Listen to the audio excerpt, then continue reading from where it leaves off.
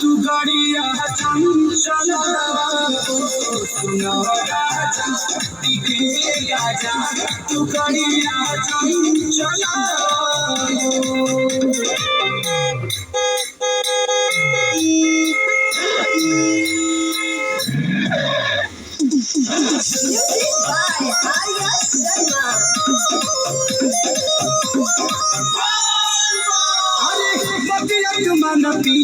अपना में हर के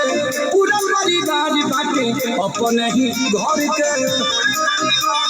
सुनो मन पिया अपना में हर के पूरा परिवार बाटे अपने ही घर के अरे जानी हम चमका सुनो राजा पीके गाजा तो गड़िया चंचल सुनो राजा पीके गाजा तो गड़िया